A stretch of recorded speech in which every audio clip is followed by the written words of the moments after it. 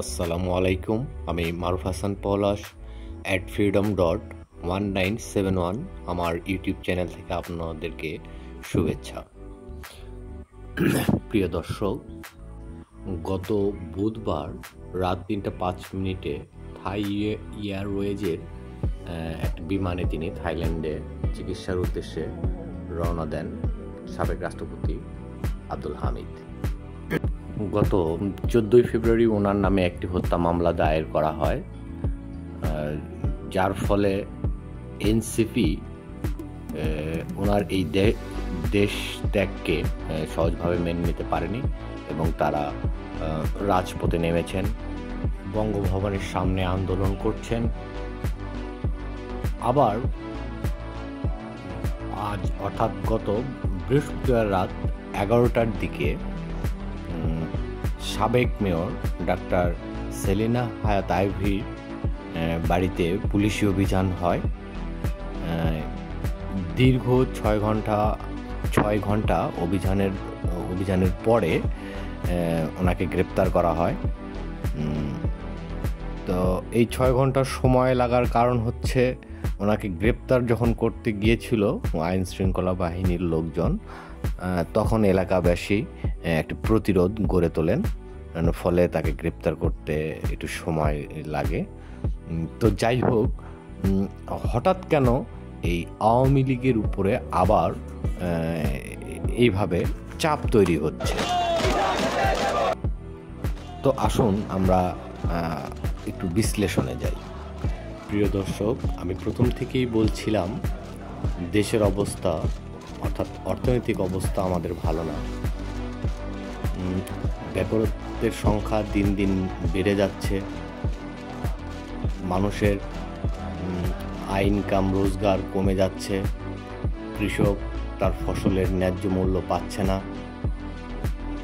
ফলে নানান অস্থিরতার মধ্যে মানুষ নীরবে ধুঁকছে। মানুষজন এই অস্বস্তিকর পরিস্থিতি থেকে পরিত্রাণ পাওয়ার জন্য উন্মুখ হয়ে আছে, আর যত দিন যাবে সেই উন্মুখতা আরও বেড়ে যাবে।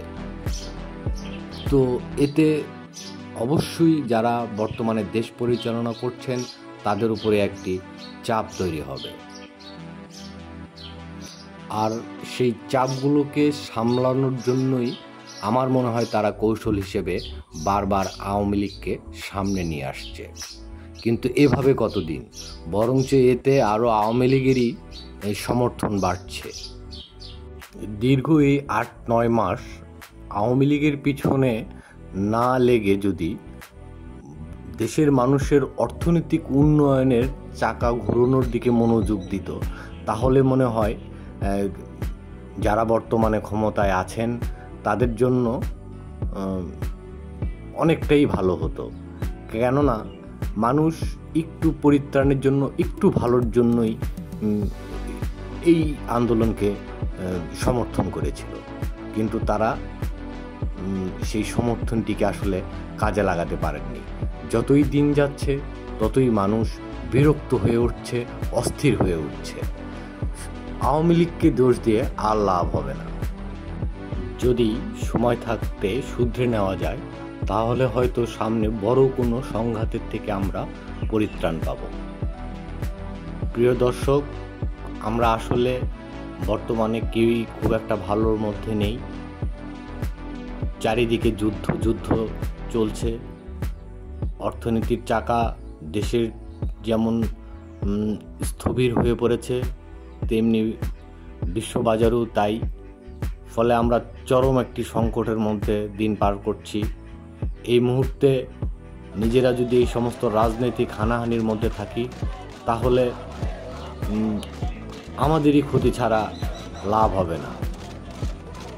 তো প্রিয় দর্শক, আমরা সবাই চাই যে খুব দ্রুত একটি সমঝোতার সমাধান আসুক, একটি নির্বাচন হোক, আর রাজনৈতিক হানাহানি নয়। আজ এই পর্যন্তই। সবাই সুস্থ থাকবেন, ভালো থাকবেন। ধন্যবাদ।